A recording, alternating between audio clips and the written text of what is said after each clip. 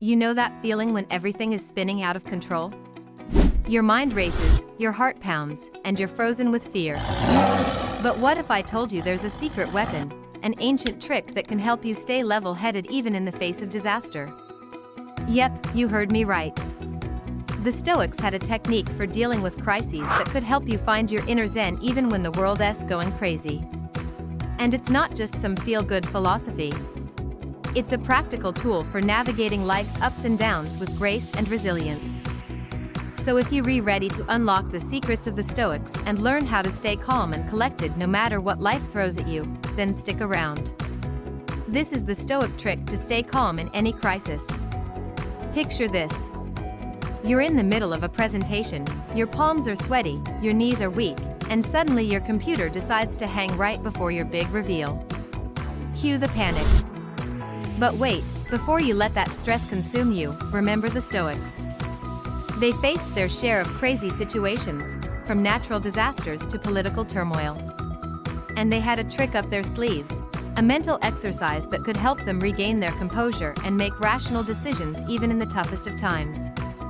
It all starts with understanding the difference between what's in our control and what isn't. According to Epicurus, one of the most influential Stoics, we can only control our thoughts and actions, not external events or the reactions of others. That's right. You can't control whether your computer decides to hang, but you can control how you respond to the situation. By focusing on what you can control, you free yourself from the burden of worrying about everything else. It's like decluttering your mind so you can tackle the task at hand with a clear head. But how do you put this into practice when the stakes are high? Well, the Stoics had a simple yet powerful tool for that: negative visualization. But wait, don't click away thinking it's just a bunch of woo-woo stuff. Negative visualization isn't about fortune-telling or summoning bad vibes.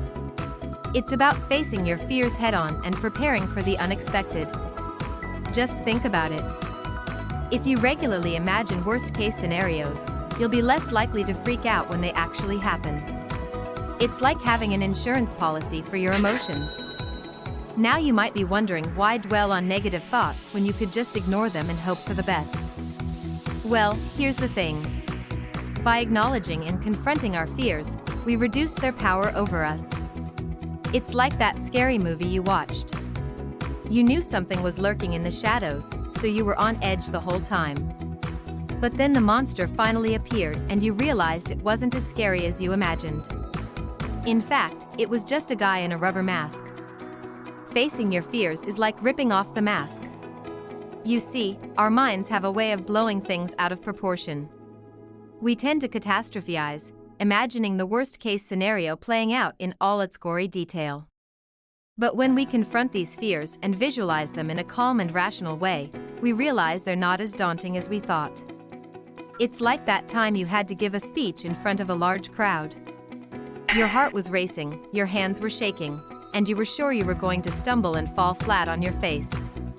But you took a deep breath, visualized yourself delivering a confident and composed speech, and guess what? You nailed it. So how can you use negative visualization to stay calm in any crisis? Well, it's simple, really. Take a moment to visualize the situation you're facing.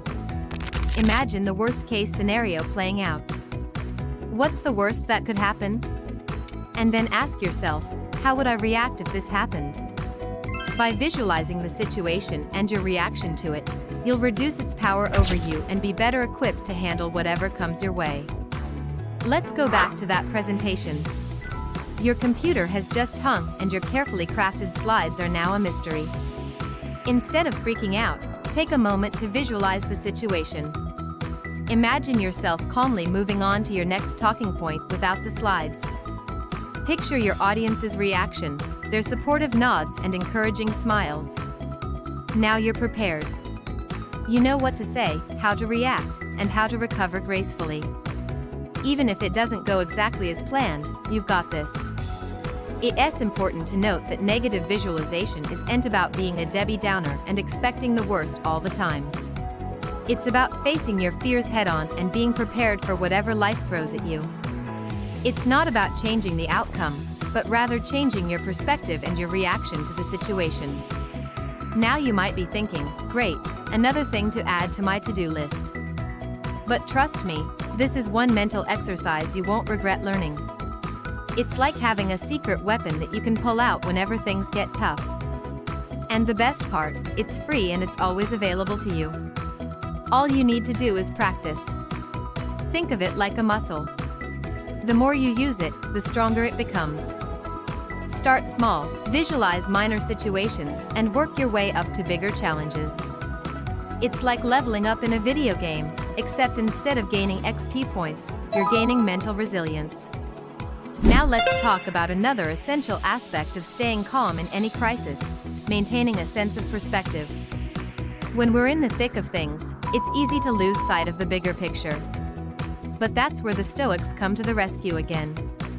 They understood the importance of putting things in perspective, and they had a simple yet effective way of doing it, reminding themselves of the vastness of the universe. Just think about it. Here you are on a tiny blue marble hurtling through space at 67,000 miles per hour.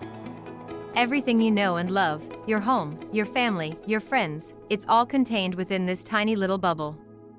And beyond that bubble, there's an infinite expanse of stars and galaxies. Suddenly, your problems don't seem so big, do they? It's like those nature documentaries where they show you a tiny ant carrying a crumb twice its size, and you realize how small and insignificant you are. But instead of feeling like a tiny ant, feel like a tiny human on a tiny planet. It's a humbling experience that puts your problems in perspective and reminds you of what truly matters. And here's the best part. You can do this anytime, anywhere. Close your eyes for a moment and picture yourself in the middle of a busy city street. Imagine the noise, the traffic, the crowds of people rushing around. Now picture yourself standing on the edge of a cliff overlooking a vast ocean. Feel the wind in your hair, hear the waves crashing below. As you take in the scene, ask yourself, are my problems really that big? Are they worth stressing over? Most likely the answer is no. Your problems become smaller, more manageable. And you gain a renewed sense of calm and clarity. When you maintain perspective, you're better able to assess the situation, make rational decisions, and stay calm. It's like stepping back and zooming out on the problem until you can see it clearly. You realize that not everything is under your control, and that's okay. You accept what is happening and focus on what you can change. That's where your power lies. This is a powerful tool that can help you navigate any crisis with grace and resilience. Remember the Stoic trick: focus on what you can control, confront your fears through negative visualization, and maintain perspective by connecting with the bigger picture.